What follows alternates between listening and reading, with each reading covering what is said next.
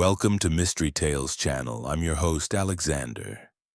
Tonight we delve into a chilling tale of intrigue and deduction, crafted in the timeless style of Agatha Christie. Settle in with a cup of tea by the fire as we journey back to the 1920s for Hercule Poirot and the Christmas Night Murder. This is a long, relaxing story, over 90 minutes of narration, perfect for unwinding. If you're new here, hit that subscribe button and turn on notifications for more classic mysteries. And tell me in the comments, where are you listening from this festive evening? Is it a snowy village or a bustling city? Let's begin. Chapter 1. The Arrival at Harrington Manor. It was the winter of 1925, a time when the world seemed poised between the echoes of the Great War and the uncertain jazz-filled days ahead. The English countryside, particularly in Sussex, had transformed into a veritable winter wonderland, with snow falling in thick, silent flakes that muffled the sounds of the world, creating an almost ethereal hush.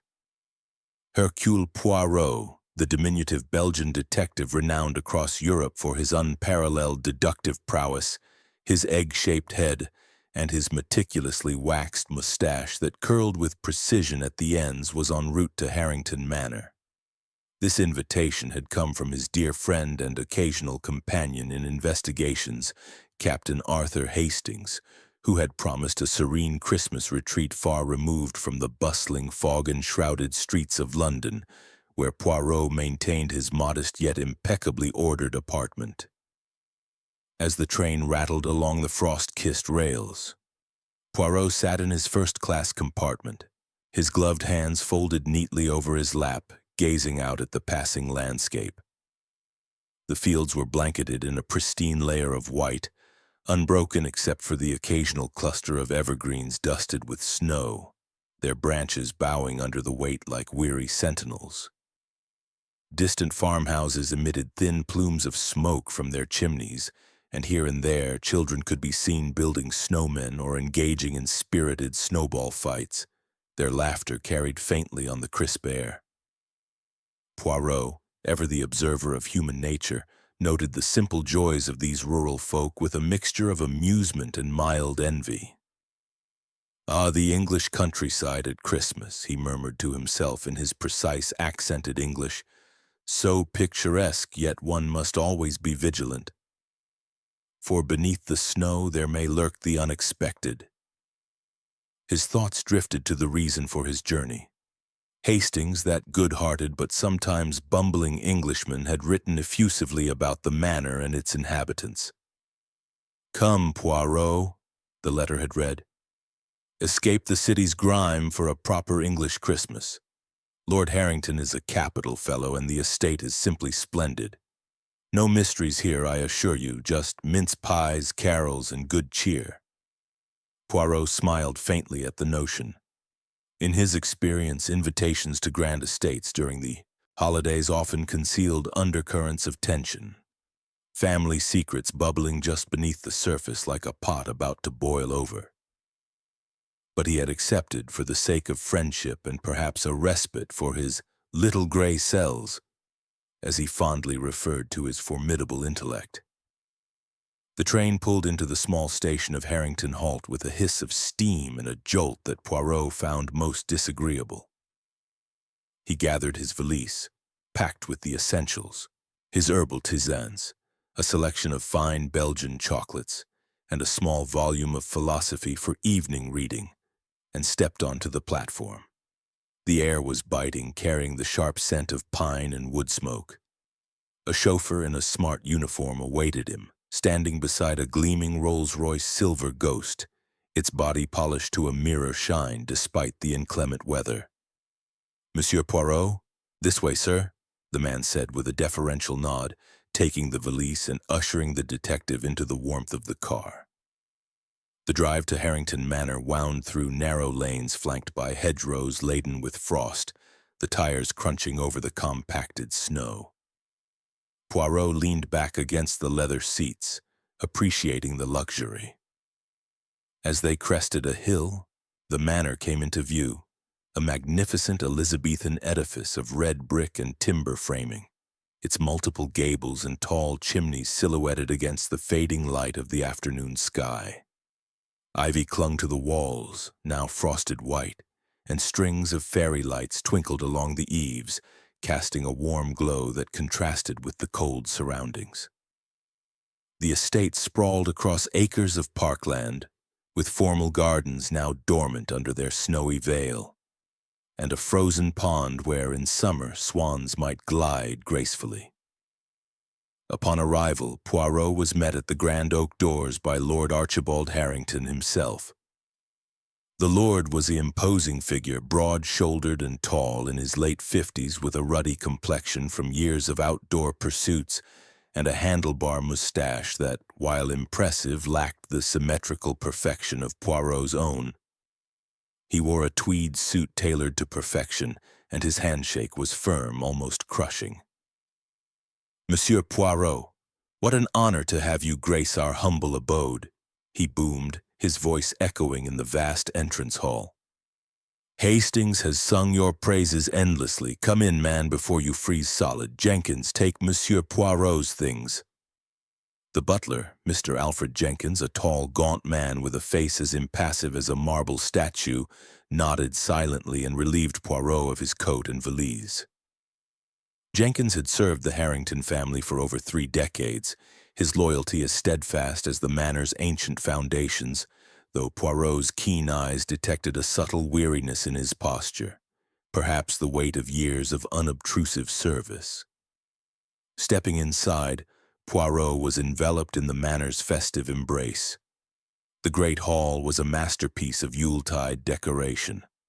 A colossal Christmas tree stood sentinel in the center, its branches heavy with shimmering glass baubles in reds and golds, strands of silver tinsel cascading like waterfalls, and tiny candles that flickered softly, casting dancing shadows on the paneled walls.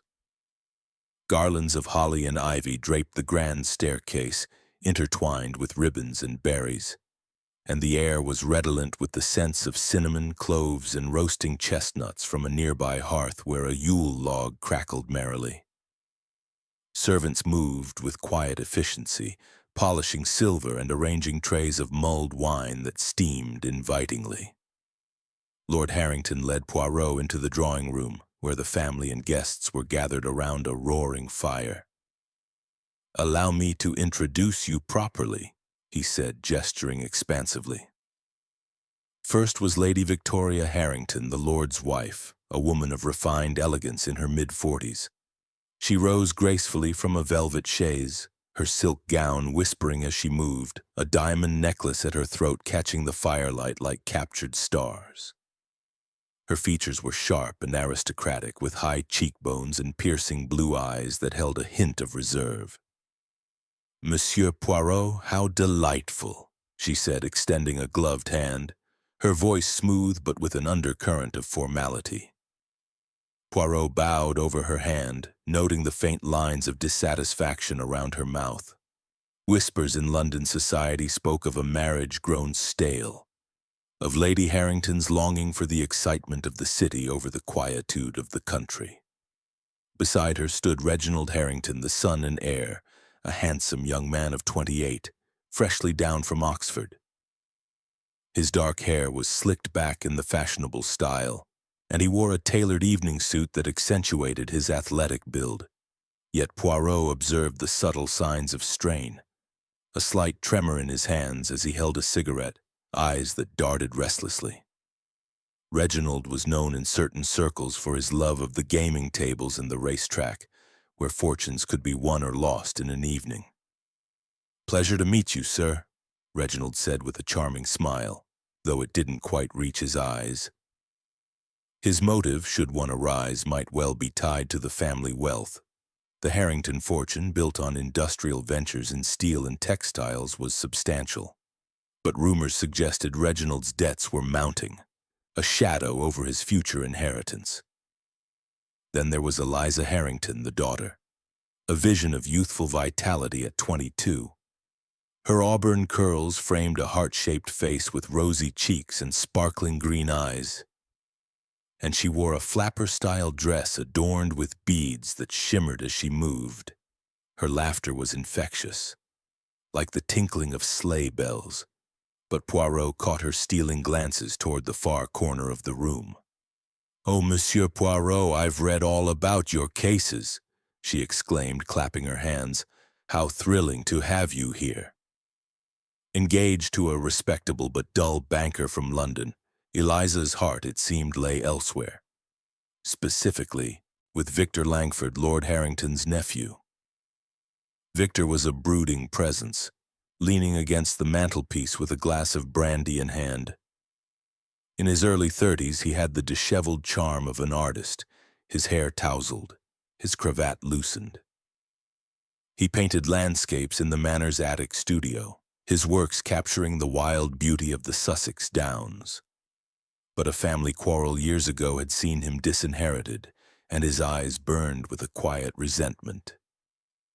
"Uncle speaks highly of you," Victor said dryly, shaking Poirot's hand.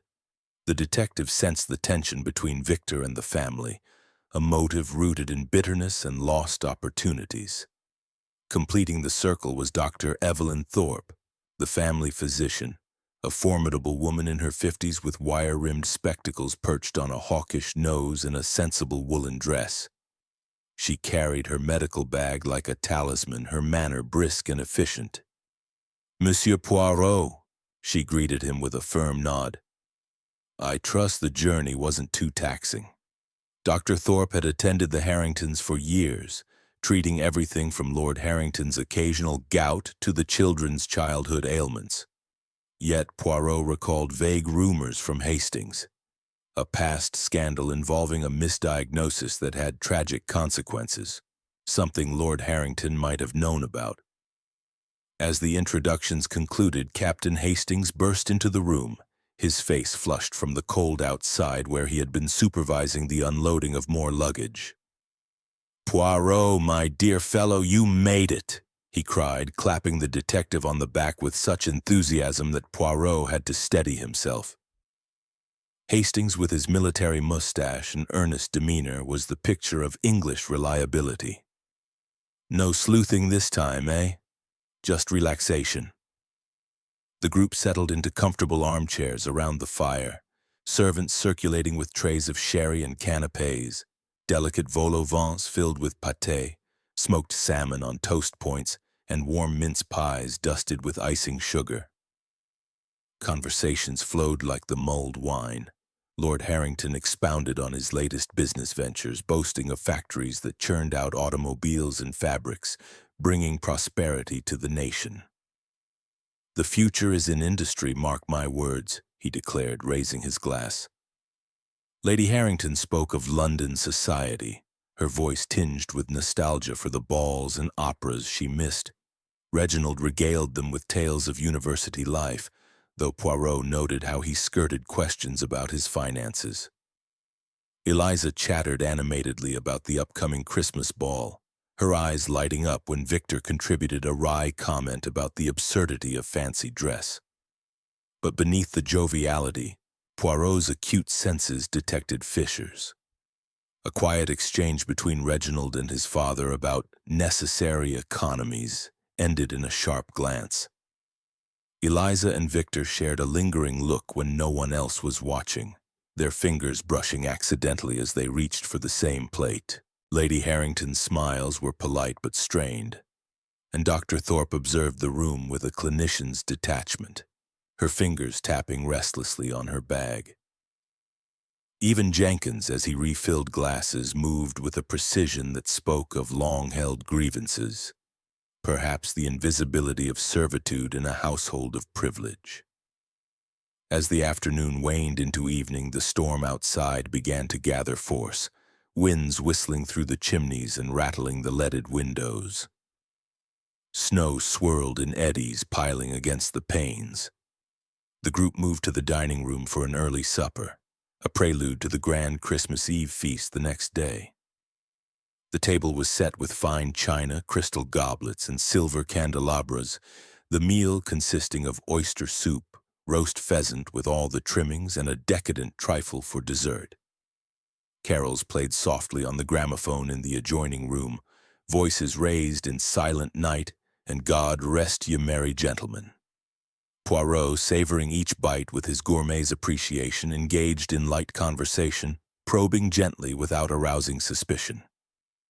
He learned of the family's traditions, midnight mass at the village church, gift exchanges under the tree, and games that often revealed more about character than intended.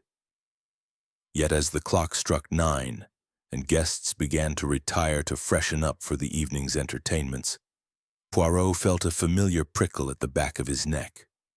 All is not as harmonious as it appears, he thought, twirling his mustache. The stage is set, but for what drama? Retiring to his guest room, a sumptuous chamber with a 4-poster bed, heavy velvet curtains, and a fire blazing in the grate, Poirot unpacked methodically. Outside, the storm howled like a harbinger, blanketing the world in white. Christmas Eve loomed, full of promise and perhaps peril. Little did the inhabitants of Harrington Manor know that the night would bring not just tidings of joy, but the shadow of murder. Chapter 2. The festive gathering turns dark. Christmas morning at Harrington Manor broke with a dazzling clarity, the sun rising over the snow-covered grounds like a golden promise, casting long shadows from the bare trees and turning the frost into a sparkling carpet. The household stirred early, drawn by the enticing aromas wafting from the kitchens. Sizzling bacon, freshly baked scones slathered with clotted cream and jam, and the rich, spicy scent of mulled cider simmering on the stove. Servants had risen at dawn to stoke the fires, ensuring every room was warm against the lingering chill outside. Poirot, ever punctual, descended the grand staircase at precisely 8 o'clock, his steps measured and his attire impeccable. A charcoal suit with a silk tie, his mustache groomed to perfection. He joined the family in the great hall, where the Christmas tree still twinkled with its decorations, now augmented by a pile of gaily wrapped presents beneath its boughs. The air buzzed with anticipation as Lord Harrington, beaming like Father Christmas himself, orchestrated the gift exchange. "Merry Christmas, one and all," he boomed, handing out packages with flourish. Lady Victoria received an exquisite pearl brooch, her thanks gracious but her eyes distant.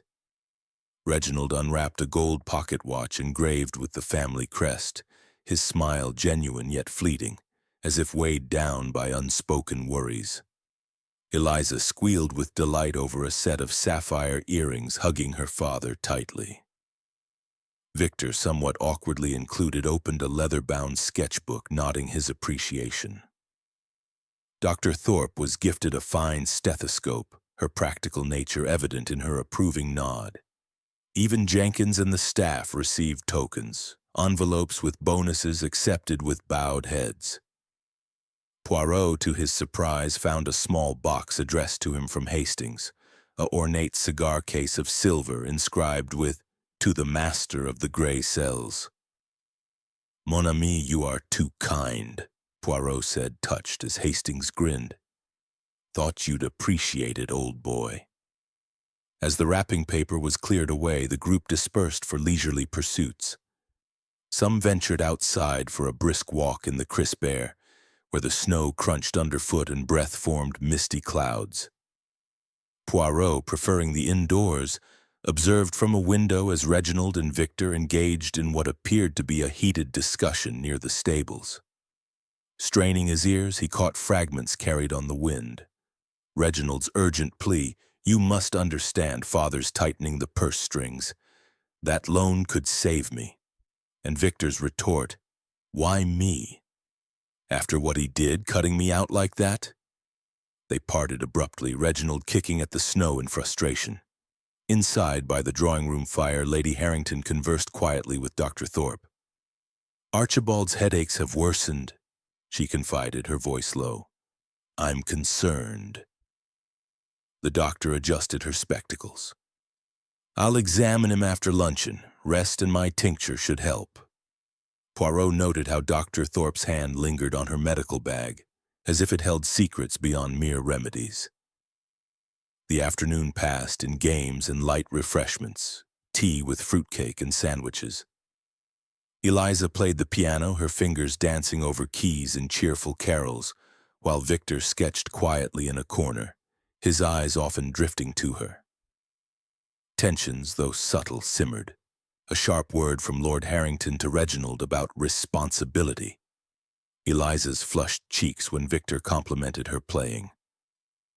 As dusk fell early, blanketing the manor in twilight blues, preparations for Christmas dinner commenced.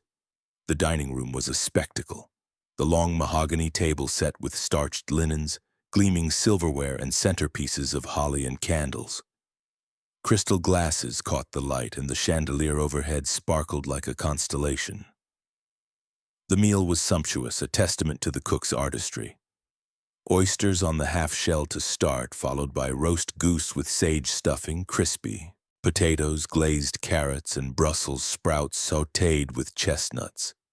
Sauces rich with port and cranberries accompanied, and wines flowed freely.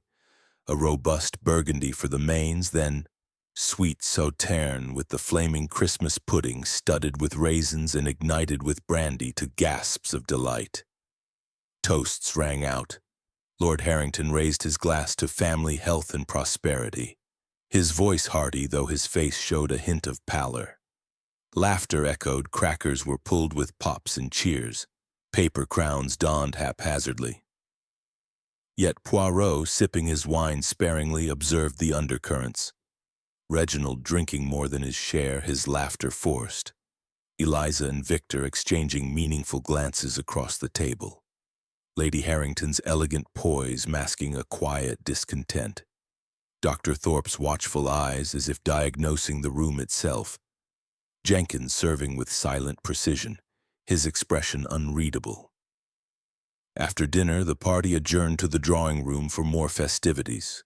Charades ensued, with Hastings miming comically, eliciting genuine mirth.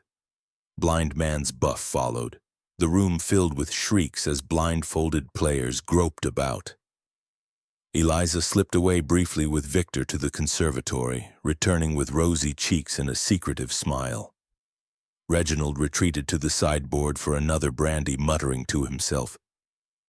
At 11 o'clock, Lord Harrington stood rubbing his temples. "My dears, a splendid evening, but this headache persists. I'll retire to my study for a cigar and to review some papers. Don't let my absence dampen the spirits. Carry on." He bid good night with kisses and handshakes, then made his way to the study, a book-lined sanctuary on the ground floor with a sturdy desk, leather armchairs, and a fireplace. The door closed behind him with a distinct click of the lock. A habit, as the key was kept inside, no spares existing, Jenkins later confirmed. The revelry continued, more carols on the gramophone, midnight approaching with toasts to the new day. Guests gradually dispersed to their rooms as the clock struck 12, the storm outside now raging, winds howling and snow lashing the windows. It was at 1 a.m. that alarm struck. Jenkins, preparing to deliver the Lord's customary nightcap of warm milk and brandy, knocked on the study door. No answer. Knocking louder, still silence. Concerned, he roused the household. They assembled in night attire, Lady Harrington in a silk robe, pale and anxious, Reginald disheveled and bleary, Eliza clutching a shawl, eyes wide, Victor frowning. Dr. Thorpe composed, bag in hand, Hastings worried, Poirot fully dressed, senses alert. The door remained locked, unyielding. Forcing it with a shoulder charge from Hastings and Victor, the frame splintered. Inside, horror. Lord Harrington slumped face down on his desk, a ornate dagger, a family relic from the desktop collection, buried hilt deep in his back. Blood pooled on the blotter, staining papers. The room was sealed. Windows latched tight from within. No disturbances in the external snowdrifts visible through the glass, chimney flue too narrow for passage. The key lay on the carpet beside the chair, as if fallen from his hand. Dr. Thorpe knelt, checking for pulse. Stabbed straight to the heart. He's been dead at least an hour, rigor just setting in. Poirot's eyes gleamed sharply. Mon Dieu, an impossible murder. The room locked from inside, no entry or exit possible. Yet death has come on this holy night. With the storm delaying the police, Poirot stepped forward. Until authorities arrive, I, Hercule Poirot, will investigate. No one leaves. The truth will be uncovered. Chapter 3. Investigation begins with the storm still howling outside, sealing Harrington Manor from the outside world like a fortress under siege. Hercule Poirot wasted no time. The local police, delayed by the impassable roads, left the detective in command by default. Inspector Japp from Scotland Yard had been telephoned, but it would be hours, perhaps dawn, before he arrived. In the meantime, Poirot's sharp mind whirred like a well-oiled machine, his little gray cells aligning the facts amid the chaos of grief and suspicion. The study, now a crime scene, was cordoned off with improvised barriers, chairs and a velvet rope from the hall. Poirot insisted no one enter without his supervision. The body of Lord Harrington remained slumped over the desk, the dagger protruding grotesquely until Dr. Thorpe could officially pronounce and the authorities take over. The air in the room hung heavy with the metallic tang of blood mingled with cigar smoke, the fire reduced to glowing embers. "Gather everyone in the library, if you please," Poirot instructed Hastings, who nodded briskly and herded the shocked assembly. The library was a somber space, walls lined with leather-bound tomes, gas lamps casting a warm but eerie glow. Lady Harrington sat rigidly on a settee, handkerchief clutched in her hand, her face a mask of controlled anguish. Reginald paced by the window, his hands trembling as he lit a cigarette. Eliza wept softly into Victor's shoulder, who held her awkwardly, his expression a mix of concern and wariness. Dr. Thorpe stood by the fireplace, arms crossed, her medical composure a bulwark against the horror. Jenkins hovered near the door, ever the dutiful servant, though his eyes darted nervously. Poirot entered with purpose, his small frame commanding the room. "Mes amis, this is a tragedy most foul. Lord Harrington stabbed in a locked room, an impossibility, yet here we are. I, Hercule Poirot, will uncover the truth. Each of you must account for your movements. No detail is too small."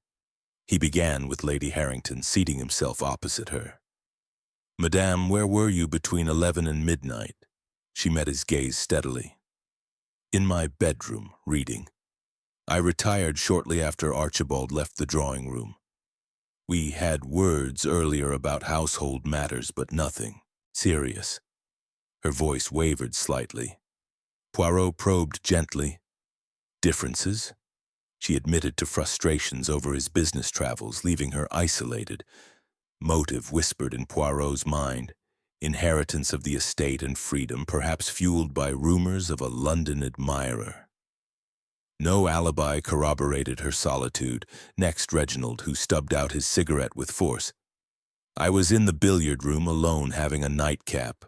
Father and I quarreled that afternoon about money, my debts from university and the clubs. He threatened to cut my allowance." His eyes flashed defiantly. Poirot noted the admission. Motive clear. Debts mounting to thousands. Alibi unverified, and Reginald's room was near the study stairs. Eliza, dabbing her eyes, spoke haltingly. "I was with Mother for a bit, then in my room preparing for bed. Daddy was so kind, but he disapproved of certain friendships." Her glance at Victor was telling. Poirot uncovered her motive. Forbidden love. Victor confirmed he was in the attic studio painting, the solitude of an artist. "Uncle and I hadn't spoken civilly in years since the disinheritance over that old argument. I accused him of favoritism. Revenge simmered there, alibi weak." Dr. Thorpe adjusted her spectacles. "I made rounds, checking on guests. Eliza had a headache earlier. Reginald complained of indigestion. Then I retired to my room. Poirot's eyes narrowed at her medical bag open on a side table. "The wound is precise, madame. Through the ribs to the heart. Knowledge of anatomy, perhaps?" She bristled. "Any fool with a dagger could manage it." But Poirot recalled the scandal. A patient dead under her care, Lord Harrington privy to details that could ruin her. Motive, silence the threat. Jenkins last stood straight. "I was in the servants' quarters preparing nightcaps as usual. Heard nothing untoward." His voice was even, but Poirot detected resentment. Decades of service, yet no pension secured. Lord Harrington delaying promises. Alibi partial, vouched by a maid. Interviews complete, Poirot examined the study anew, Hastings at his side. The dagger, a Harrington heirloom with an engraved hilt, bore no fingerprints, wiped clean. The desk held the open will, revisions reducing Reginald's share, excluding Victor entirely, a bequest to Dr. Thorpe for loyal service. A half-smoked cigar smoldered in the ashtray, papers undisturbed save for bloodstains. Clues emerged under Poirot's scrutiny, a faint scratch on the keyhole as if tampered. The rug askew revealing a floorboard scuff, window latches secure but one slightly loose, yet snow outside pristine, no footprints, chimney inspected, soot undisturbed. "How, Hastings? Entry impossible, exit the same." Hastings suggested suicide. "Staged to look like murder for insurance?" Poirot shook his head. "No. The angle, backstabbed from behind. And why lock the door?" More discoveries. A torn cufflink under the desk, monogrammed R.H., Reginald's. In Dr. Thorpe's bag, a vial of sedative, label smudged. A love note in Eliza's drawer from Victor. "We must be free." Jenkins' gloves found in the pantry had a suspicious tear. As the night deepened, suspicions thickened. Poirot gathered the group again. Each has motive, money, love, revenge, secrets, opportunity. The locked room holds the key. Accusations murmured. Reginald eyed Victor darkly. Eliza defended tearfully. Poirot paced, twirling his mustache. "The method, that is the enigma, but order and method will prevail." Outside, the wind moaned like a lament, the manor a pressure cooker of secrets. Dawn approached, but the truth remained shrouded. Chapter 4. Clues and Red Herrings. As the first pale light of dawn filtered through the frost-laced windows of Harrington Manor, the storm finally began to ebb, leaving behind a world muffled in deep snowdrifts. The roads remained impassable, but a telegram from Inspector Japp confirmed his imminent arrival by midday. In the interim, Hercule Poirot intensified his scrutiny, his compact figure moving with deliberate grace through the hushed corridors. The household, sleepless and strained, went through the motions of breakfast, cold toast and tea served in the morning room. But appetites were absent, replaced by a pall of suspicion that hung heavier than the overcast sky. Poirot, fortified by a tisane brewed to his specifications, reconvened the suspects in the library. "We must delve deeper, mes amis," he announced, his green eyes piercing. "Clues abound, but so do deceptions. Let us examine what the night has yielded." He began with a thorough reinspection of the study, now under the watery morning light. Hastings assisted, notebook in hand. The scratch on the keyhole intrigued Poirot. Using a magnifying glass from his pocket, he discerned faint wax residue, perhaps from a mold. "Someone may have duplicated the key," he murmured. Yet Jenkins insisted no duplicates existed, and the family locksmith was miles away. A red herring or a vital thread? Outside, Poirot braved the cold, wrapped in his overcoat to circle the manor. Footprints crisscrossed the grounds from the earlier snowball fight, but none approached the study window.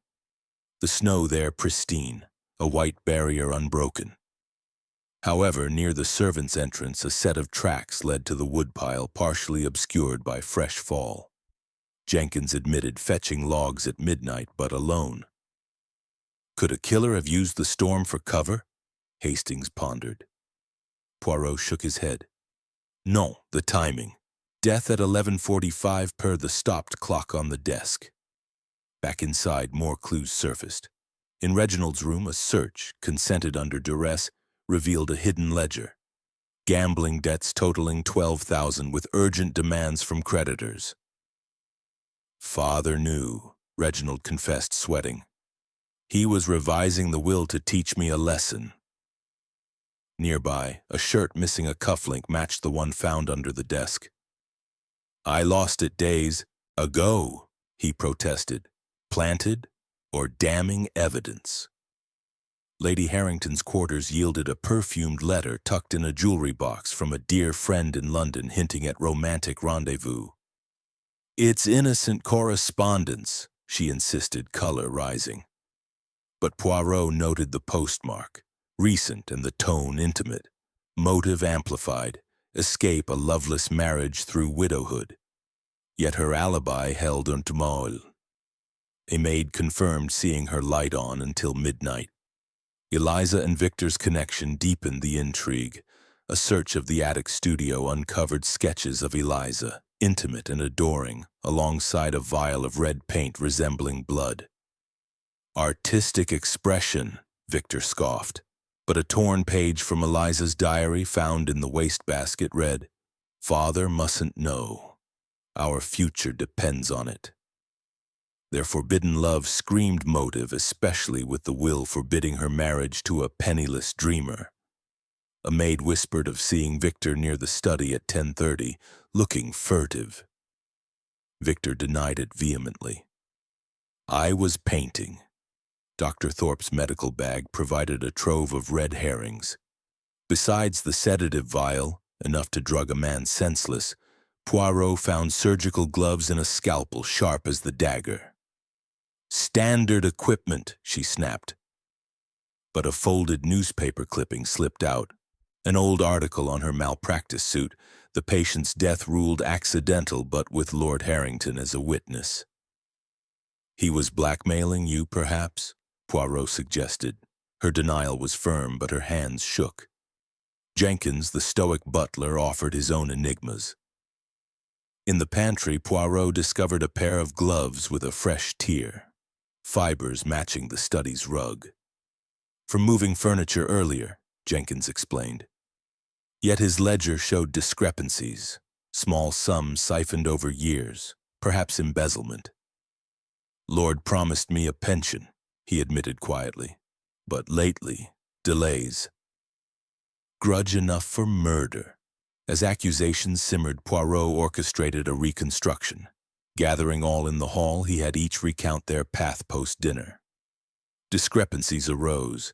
Eliza claimed to have heard a thud at 11:50, but no one else did.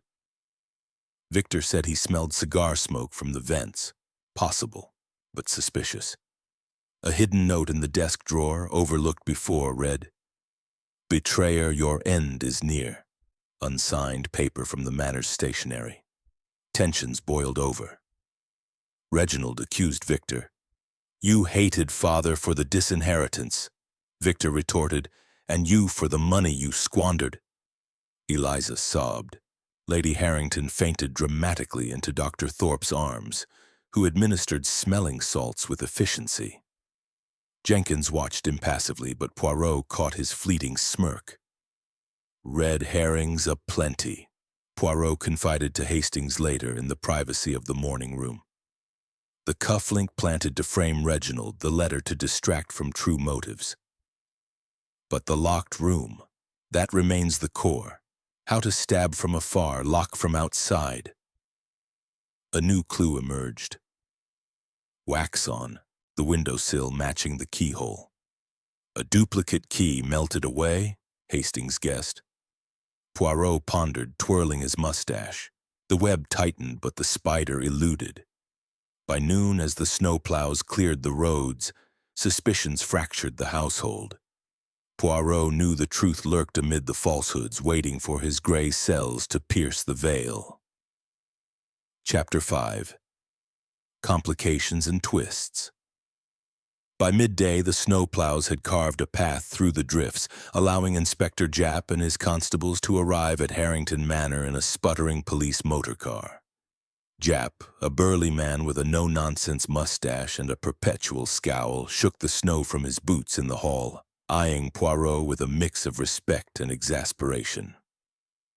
"Poirot, you old fox, always in the thick of it.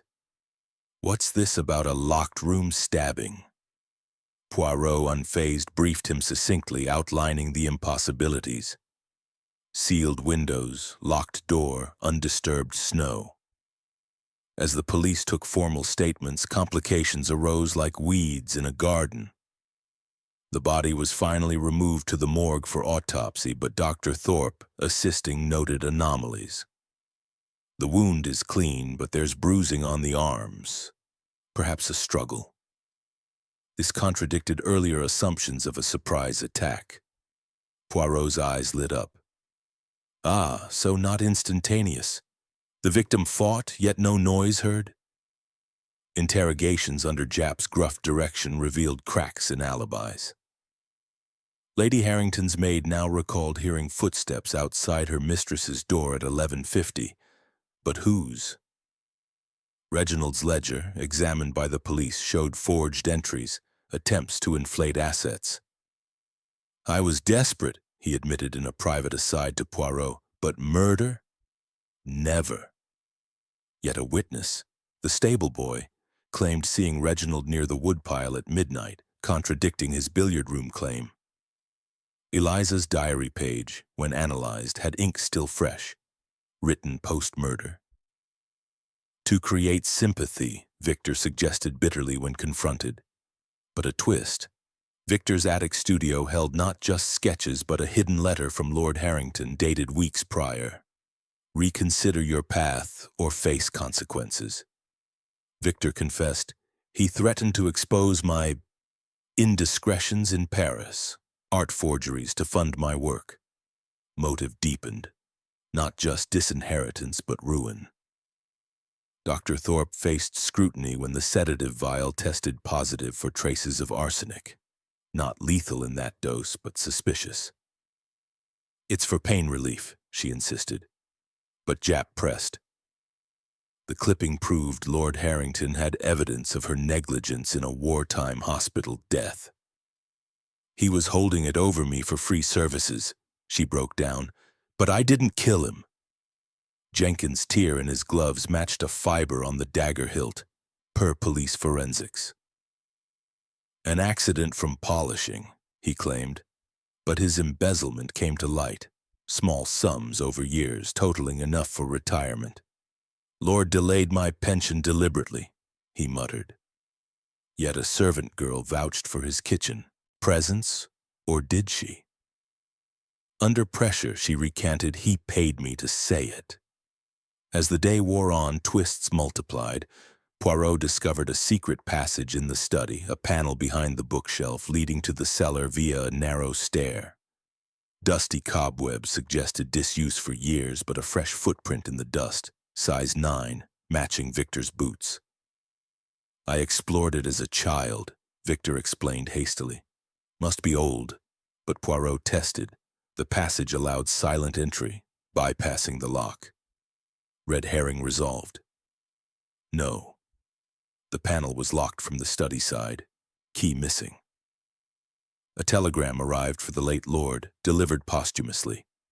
From his solicitor confirming will changes that favored Lady Harrington immensely, cutting others.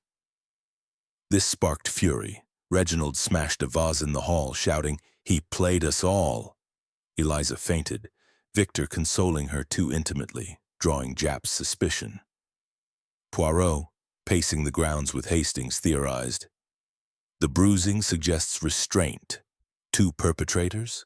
Hastings nodded. "A conspiracy?" But Poirot demurred. "No, one clever mind." Further complication, the dagger vanished from the evidence table in the library where Japp had placed it. Panic ensued. Searches turned up nothing. Hours later, it reappeared in Victor's studio, hidden in a paint tin. "Framed!" Victor yelled. "Fingerprints? None. Wiped again." Eliza defended him tearfully. "Someone's toying with us." Dr. Thorpe confessed partially. "I prescribed sedatives to Lord Harrington that night. He requested them for his headache." The autopsy, rushed via telephone update, confirmed traces in his system, enough to drowsy him, making attack easier. "But I didn't administer it," she protested. Jenkins overheard a phone call. Lady Harrington to her London friend, whispering, "It's done. We're free." Intercepted by Poirot, she claimed it was about holiday plans, but the line record showed the call at 11:30, during her alleged reading time. As evening fell, the manor electric with tension, Poirot gathered fragments. The stopped clock, smashed deliberately. Glass shards had blood, but not the Lord's. A diversion, Poirot mused. Accusations peaked in the drawing room. Reginald pointed at Dr. Thorpe. "Your knowledge, your poison." She retorted, "Your debts, your greed." Victor accused Jenkins. "Years of resentment." Eliza sobbed, "Stop this madness." Poirot intervened. "Patience. The twists conceal the truth, but the gray cells unravel." A final twist. A blood-stained handkerchief in Eliza's room. Not cranberry sauce, as previously thought, but analyzed as human blood. "I cut myself wrapping gifts," she claimed weakly. But the type matched her father's. The web tangled further, suspects fracturing alliances. Poirot knew resolution neared, but complications mounted like the returning snow. Chapter 6. The Revelation. The second night at Harrington Manor fell under a tense hush. The snow outside now a frozen shroud reflecting the cold dread within. Inspector Japp, having commandeered the library as his makeshift headquarters, pored over statements with his constables, their lanterns casting long shadows on the bookshelves. The autopsy report, delivered by a breathless messenger who had braved the thawing roads, confirmed Poirot's suspicions. Lord Harrington had been sedated lightly before the fatal blow, the dagger entering from behind with surgical precision, bruising indicating a brief restraint but no prolonged struggle. Death at approximately 11:45 p.m., the stopped clock accurate, not tampered. Poirot, who had spent the afternoon in quiet contemplation by the drawing-room fire, sipping his tisane and twirling his moustache, suddenly stood. "It is time, Inspector. Gather them all. The moment of revelation approaches." Japp raised an eyebrow but complied, herding the weary suspects into the great hall beneath the twinkling Christmas tree, now a mocking reminder of shattered festivities. Lady Harrington sat poised on the edge of a chair, her diamond necklace dull in the lamplight. Reginald slouched nearby, nursing a brandy, his eyes bloodshot. Eliza clung to Victor's arm, her face pale and drawn. Dr. Thorpe stood apart, bag at her feet, expression guarded. Jenkins lingered by the door, as unobtrusive as ever. "Mes amis," Poirot began, his voice steady and resonant, pacing before them like a professor before pupils. "This Christmas murder, an impossible crime in a locked room, has perplexed us all. But Hercule Poirot sees clearly now. The little gray cells have arranged the puzzle pieces. Let us reconstruct." He turned to the method first, the enigma of the locked room. The door locked from inside, key dropped as if by the victim. Windows sealed, snow untouched, chimney impassable, secret passage dusty and locked. How then did the killer enter and exit? Pausing for effect, Poirot produced a thin thread from his pocket procured from the sewing room. With this, a simple thread looped through the keyhole around the key's bow. The killer, after the deed, pulls the thread from outside under the door, turning the key to lock, then withdrawing it completely. The scratch on the keyhole, from the thread's friction. The wax residue, from coating the thread for smoothness, sourced from a candle in Dr. Thorpe's bag. Gasps rippled through the room. Dr. Thorpe stiffened. Preposterous. Anyone could have used thread. Poirot nodded amiably. Oui, madame. But let us proceed to motives and clues.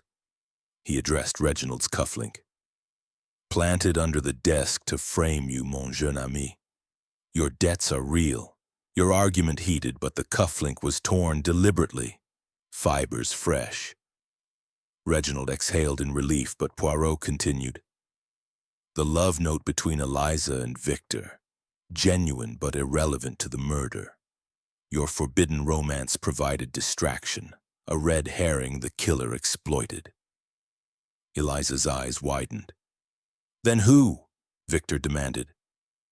Poirot pivoted to the sedative.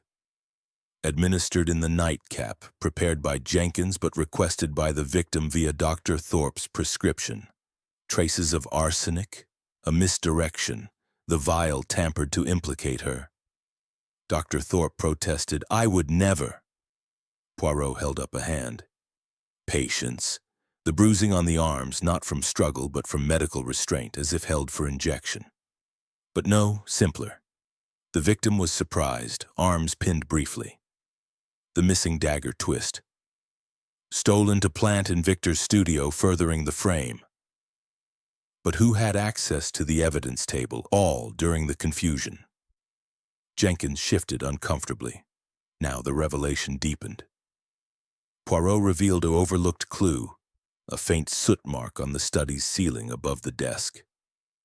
Not from the chimney, but from a smudged hand, and in Jenkins' quarters, coal dust under his nails, from stoking fires, yes, but mismatched to the manor's clean grates.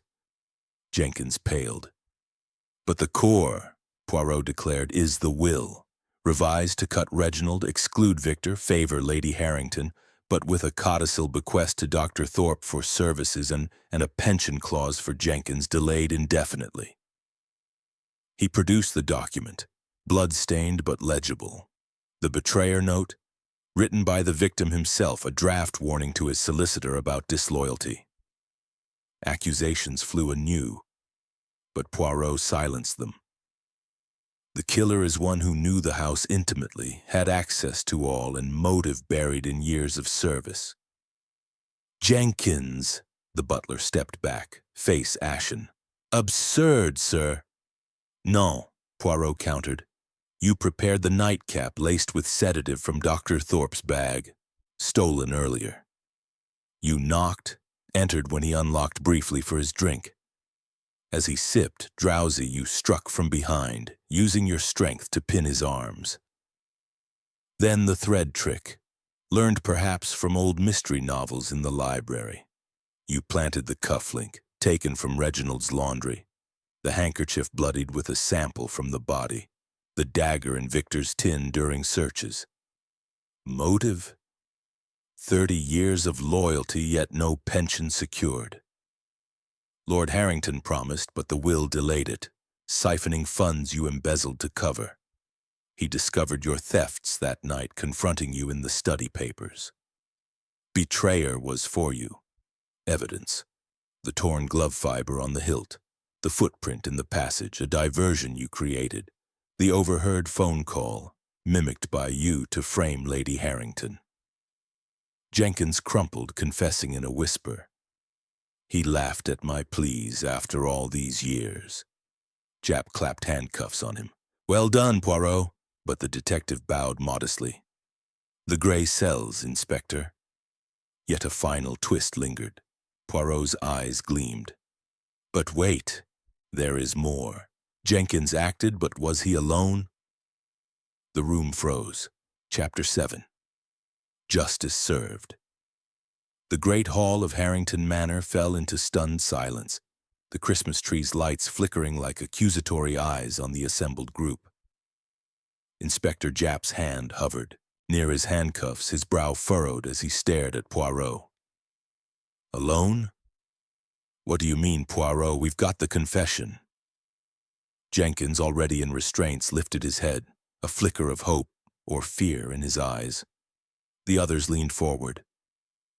Lady Harrington's poise cracking, Reginald frozen mid-sip, Eliza gripping Victor's hand, Dr. Thorpe's face a mask of calculation. Poirot, savoring the dramatic pause, adjusted his mustache with a flourish. Ah, Inspector, the confession is true but incomplete. Jenkins executed the deed, yes. The thread, the dagger, the sedative. But the mind behind it? The one who supplied the arsenic trace, who planted the final clues to ensure the frame held? That is another. He turned slowly, his gaze settling on Dr. Evelyn Thorpe. It is you, madam. You and Jenkins, in conspiracy. Dr. Thorpe rose sharply, her spectacles flashing. Ridiculous, I've denied nothing but guilt. But Poirot held up a silencing finger. Consider the facts, ordered by the gray cells. The sedative, from your bag, yes, but the arsenic addition? A medical expert would know precisely how to contaminate without killing outright, creating suspicion elsewhere. The bruising on the arms, not from brute force, but from a professional hold, as in restraining a patient. Jenkins, strong but untrained, could not have pinned without struggle marks. Japp nodded thoughtfully. Go on. The clipping in your bag, Poirot continued, placed there deliberately. By you? No, too obvious, but the will's bequest to you, a cover for deeper ties. I have learned through discreet inquiries via telegram to your London practice that Jenkins is your half-brother, long estranged but recently reconnected. Confirmed by birth records, same mother, different fathers. He confided his grievances. You, harboring your own against Lord Harrington for threatening your career over that wartime death, saw opportunity. Dr. Thorpe's composure shattered, her voice rising. Lies! Prove it! Poirot produced a small envelope from his pocket, a letter intercepted from the post that morning, addressed to her from Jenkins, dated weeks prior. Sister, the pension denied again. He must pay. Intercepted by a constable at my request. Your motive? Silence the blackmailer who knew of your error, a soldier dead from misprescribed morphine. Jenkins' embezzlement discovered by the Lord that night, as I said, but you supplied the plan, the thread idea from a medical journal in your bag, the wax from your candles. Jenkins, broken, nodded wearily. She convinced me, after years of slights, it was justice. Dr. Thorpe slumped, confessing in a whisper, he ruined lives, mine, my brother's. It was to be clean, impossible to solve. The room erupted. Eliza gasped. Victor pulled her close. Reginald set down his glass with a clatter. Lady Harrington covered her mouth. Japp signaled his men. Right, both of you, cuffs. As they were led away, Dr. Thorpe shot Poirot a venomous look. You meddling foreigner. Poirot bowed slightly. Belgian, madame, and justice knows no borders. With the culprit secured, the manor exhaled. The police wrapped up, statements finalized, evidence bagged. The thread found in Dr. Thorpe's sewing kit, arsenic residue in her vial matched to the nightcap. The secret passage, a diversion planted by Jenkins to mislead. The stolen dagger, hidden by Thorpe during the search chaos. As dawn broke the next day, the household gathered for a subdued farewell. Lady Harrington, now widow and heiress, expressed gratitude with quiet dignity. Monsieur Poirot, you've saved us from further torment. Reginald, sobered, vowed to reform. No more gambling, father's death a lesson. Eliza and Victor, cleared, shared a tentative embrace. With the will's restrictions voided in court likely, their future brightened. Hastings clapped Poirot on the back. Brilliant as ever, old chap, a duo of killers. Who would have thought? Poirot smiled modestly. The human heart, mon ami. Greed and resentment entwined like ivy. But order prevails. Inspector Japp, shaking Poirot's hand at the door, grumbled good-naturedly. You make us look like amateurs, Poirot. Until the next one. The detective chuckled. May it be a quiet new year, Inspector. The motor car crunched over the melting snow, carrying Poirot and Hastings back to the station. As the manor receded, Poirot gazed out at the thawing landscape, fields emerging green, the world renewing. Christmas, Hastings, a time of joy, yet shadows linger, but justice served, the balance restored. In London, days later, the trial was swift. Jenkins and Thorpe, convicted on circumstantial and confessional evidence, sentenced to hang, the gravity of premeditated murder in 1925, England unyielding. Society papers buzzed. Poirot solves Yuletide riddle. The Harringtons rebuilt. Eliza marrying Victor in spring. Reginald taking the reins of the family business with newfound responsibility. Lady Harrington traveling to warmer climes. Poirot, back in his apartment, filed the case away, sipping chocolate by the fire. Another triumph for the little gray cells, he murmured. The Christmas murder a memory. Justice a satisfying close. And so concludes our tale of deception and deduction. Thank you for joining me, Alexander, on this festive yet fatal journey. If this mystery captivated you, like, subscribe, and share with fellow sleuths. In the comments, tell me, did you guess the duo? Until next time, merry mysteries to all, and to all a good night. Chapter 8. Unraveling Threads. In the wake of the shocking revelations, Harrington Manor transformed from a festive haven into a hive of police activity. Constables bustled through the halls, sealing rooms and cataloging evidence under Inspector Japp's watchful eye.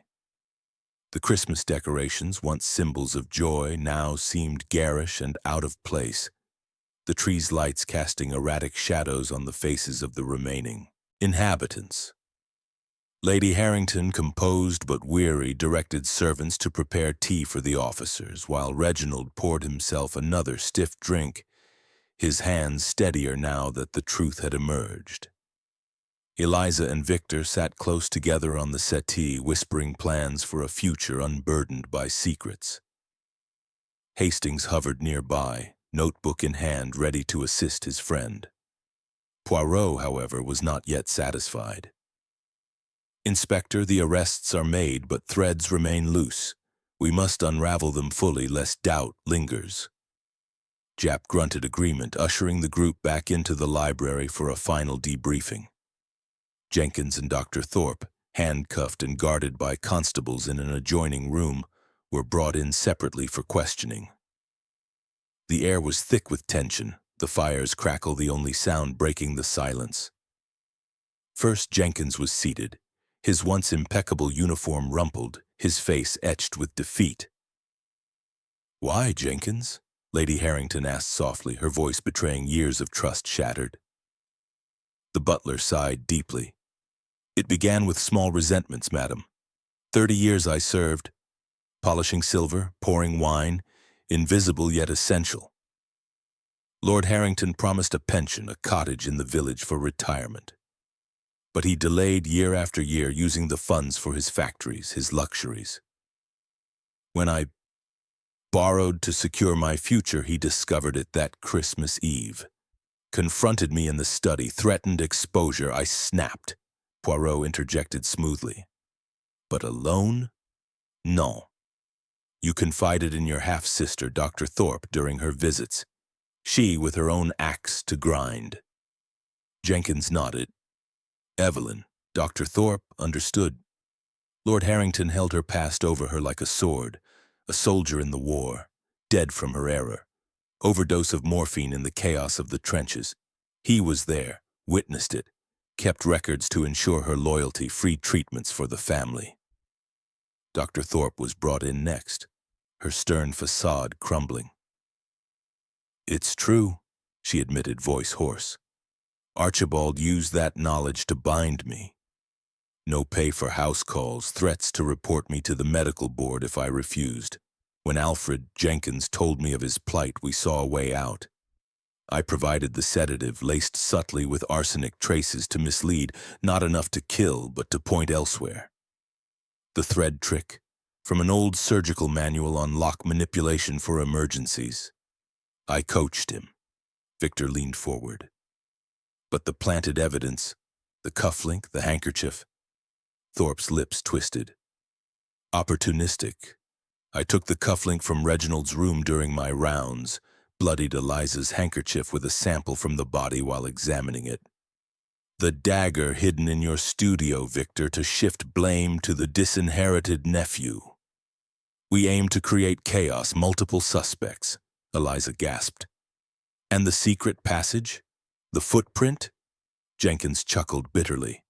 A red herring. I dusted it lightly, left my own print, size 9 like Victor's, to suggest alternative entry. But it was always the thread. Poirot paced, piecing it aloud for clarity. The timeline. At 11, Lord Harrington retires, locks the door. Jenkins knocks with the laced nightcap around 11:30. Lord drinks, grows drowsy. Jenkins enters. Door unlocked briefly for the tray. Then strikes, pinning arms with a servant's practiced hold, aided by Thorpe's advice on pressure points. Dagger from the desk, wiped clean. Exits, uses thread to relock from hall, pulls it under door. Key drops inside as planned. Alarms raised at 1 after planting clues.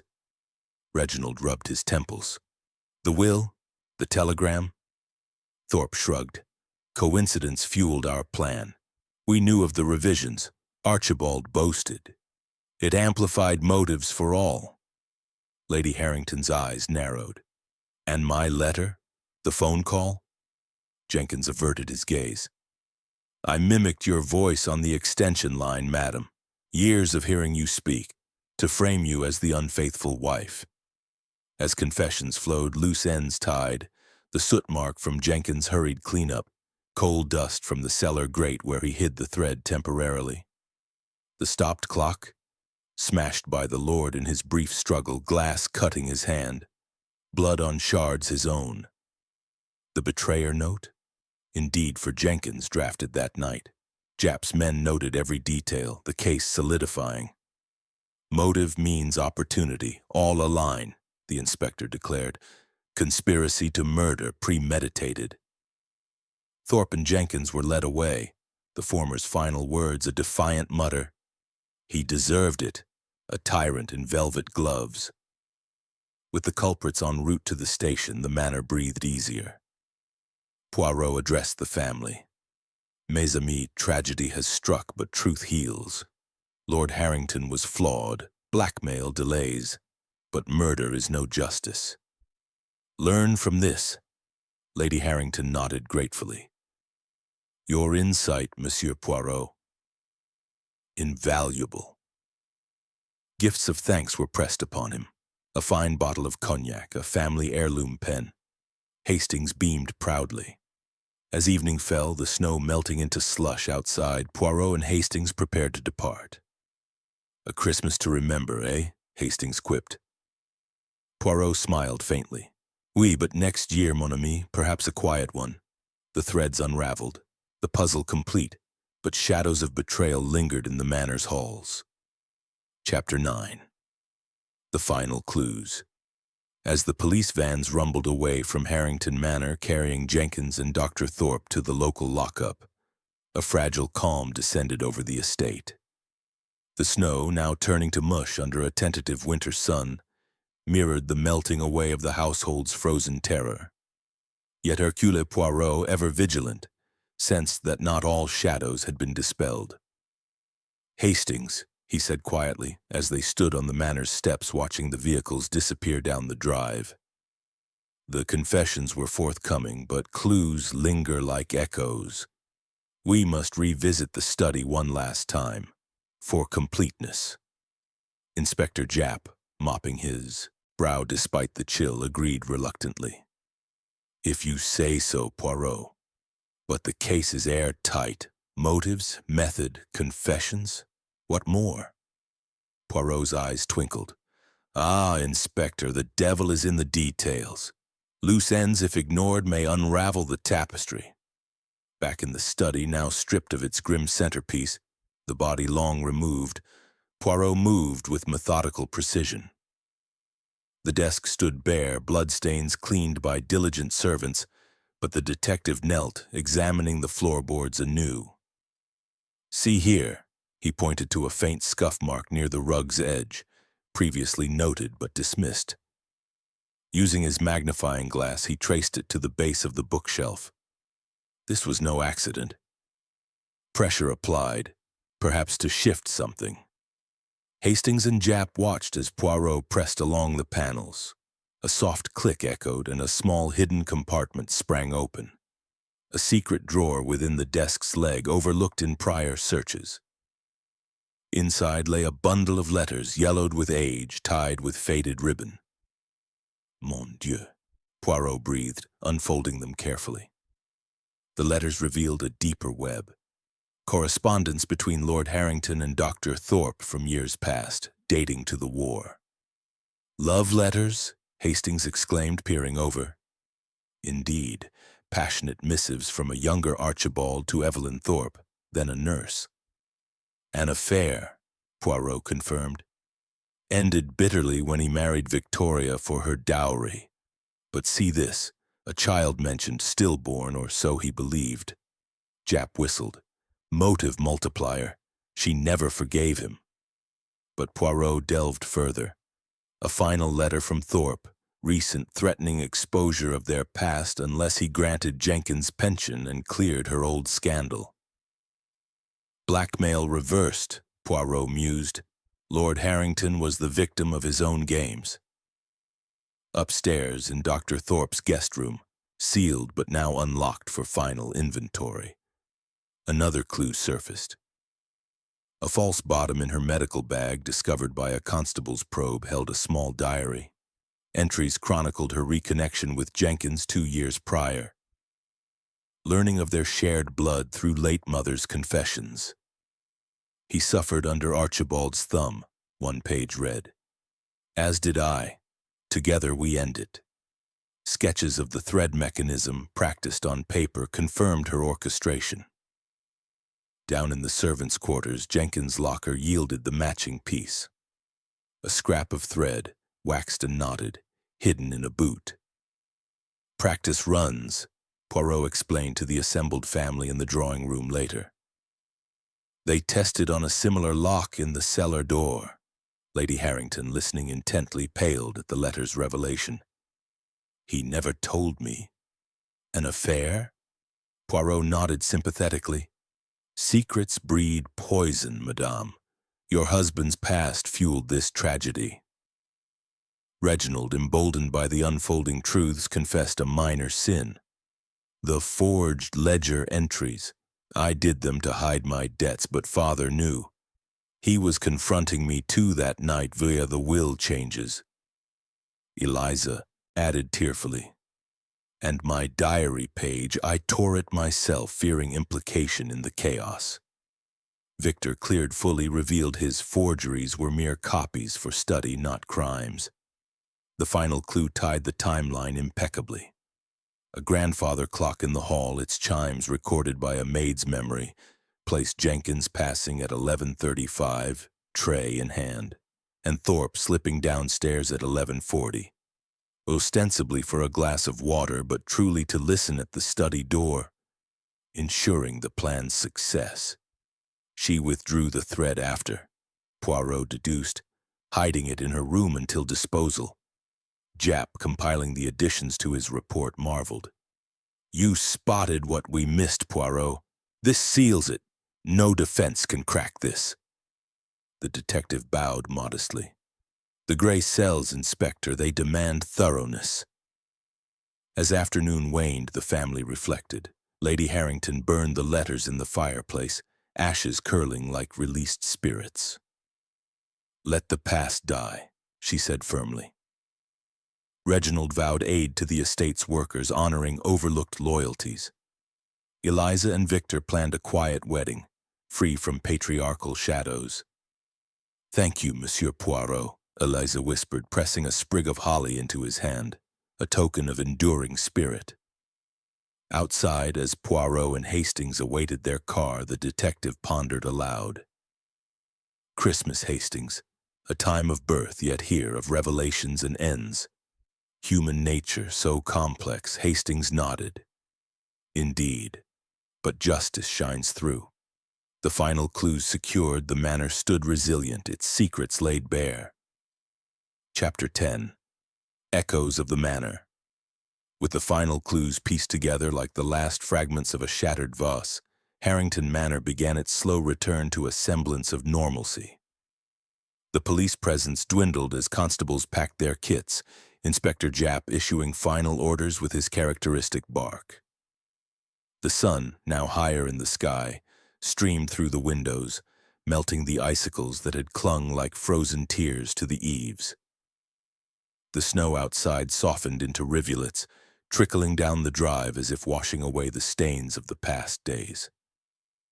Yet the air inside still carried the faint echo of betrayal, a lingering chill that no fire could fully dispel. Poirot, Hastings by his side, stood in the great hall, surveying the scene. The Christmas tree, its baubles dulled by dust from the commotion, was being dismantled by servants under Lady Harrington's quiet supervision. She approached the detective, her silk shawl draped elegantly over her shoulders, her face etched with a mixture of relief and sorrow. "Monsieur Poirot, words fail me. You've not only solved this horror, but illuminated truths I never suspected. Archibald's affair, the child. It explains so much of his distance." Poirot bowed slightly, his mustache twitching in sympathy. "Madame, the human heart holds many chambers, some locked even from ourselves. Your husband was a man of ambition, but ambition often breeds enemies and secrets." The letters confirmed Dr. Thorpe's grudge was personal, deepened by abandonment. Jenkins, bound by blood and loyalty twisted into resentment, became her instrument. Reginald joined them, his usual swagger tempered by introspection. He extended a hand to Poirot. "I owe you my freedom, sir. Those planted clues, the cufflink, the ledger, I thought myself doomed. Father's will changes were a wake-up call. I'll manage the estates responsibly now. Honor his legacy without the vices." Poirot shook his hand firmly. "Youth learns from folly, mon jeune. Let this be your turning point." From the drawing-room doorway, Eliza and Victor emerged arm in arm. Eliza's eyes, red-rimmed from tears, now held a spark of hope. "Monsieur Poirot, Victor and we can marry now without fear. Father's restrictions in the will, they'll be contested, surely." Victor nodded, his artistic dishevelment softened by a genuine smile. "You've cleared the clouds over us, no more hiding." Poirot's eyes softened. "Love, mes enfants, triumphs when truth prevails, but remember, secrets erode even the strongest bonds." Inspector Japp, overhearing, clapped Poirot on the shoulder. "You've done it again, you Belgian wizard. The evidence is ironclad, the diary, the letters, the thread scraps. Thorpe and Jenkins will face the noose. Conspiracy like this doesn't go lightly in His Majesty's courts." Poirot demurred modestly. "It is the method, Inspector. Order and logic against chaos. The little gray cells merely assemble what is there." As preparations for departure unfolded, Poirot took a final stroll through the grounds with Hastings. The gardens, once a winter wonderland, now revealed patches of earth beneath the thaw, bulbs peeking as harbingers of spring.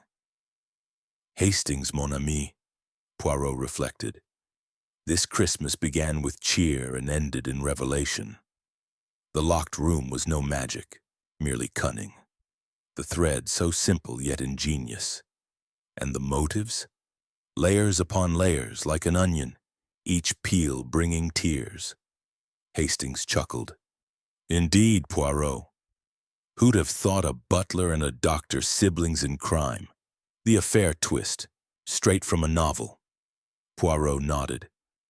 "Life imitates art, or perhaps the reverse. Agatha Christie herself might approve." Back inside, a modest luncheon was served, cold meats, cheeses, and fresh bread, a far cry from the festive feasts of days prior. The family gathered one last time, toasts raised not in merriment but in gratitude. Lady Harrington presented Poirot with a small token. a silver snuff box engraved with the Harrington crest. "For your collection, monsieur, and our eternal thanks." Poirot accepted gracefully. "It is I who thank you, madame, for the exercise of the intellect." As the afternoon waned, the chauffeur readied the Rolls-Royce. Farewells were exchanged, embraces, handshakes, promises to visit London. Eliza pressed a bouquet of winter roses into Poirot's hands. "For remembrance." Victor sketched a quick portrait on a napkin, Poirot's profile, mustache prominent, eliciting laughter. The car pulled away, crunching over the gravel, the manor shrinking in the rear view. Hastings sighed contentedly. "Back to London, eh? No more murders for a while." Poirot gazed at the passing countryside, fields awakening. "One hopes, mon ami, but humanity is predictable in its unpredictability. Until the next puzzle." In the weeks that followed, the case made headlines. "Yuletide murder at manor solved by Belgian sleuth." Trials ensued swiftly. Jenkins and Thorpe convicted, their appeals denied. Jenkins, remorseful, penned a confession detailing the plan's minutiae, corroborating Poirot's deductions. Thorpe remained defiant, her medical license revoked posthumously after the gallows. The Harringtons healed. Lady Victoria traveled to Italy seeking solace in art and sun. Reginald reformed the family businesses, implementing fair pensions. Eliza and Victor wed in a quiet ceremony, their union blessed by newfound peace. Poirot, in his Whitehaven Mansions flat, filed the case away in his meticulous archives. Sipping a tisane by the window, he reflected on the affair. Christmas night murder. A reminder that beneath the tinsel lies the human soul, capable of great light and profound darkness. But justice, like the Star of Bethlehem, guides us through. And so the echoes of Harrington Manor faded, a chapter closed in the annals of mystery. Closing narration. There you have it, dear listeners. The conclusion of Hercule Poirot and the Christmas night murder. From festive cheer to chilling revelation, what a journey it's been. I'm Alexander, your host on Mystery Tales channel. If this tale kept you on the edge of your seat, smash that like button, subscribe for more Agatha-inspired adventures, and share with a friend who loves a good whodunit. In the comments below, spill your thoughts. Did the twists surprise you? Who was your prime suspect from the start? And as always, tell me where you're tuning in from, perhaps by a cozy fire or under the stars. Until our next mystery, stay curious, stay safe, and Merry Christmas in spirit whenever you listen. Good night.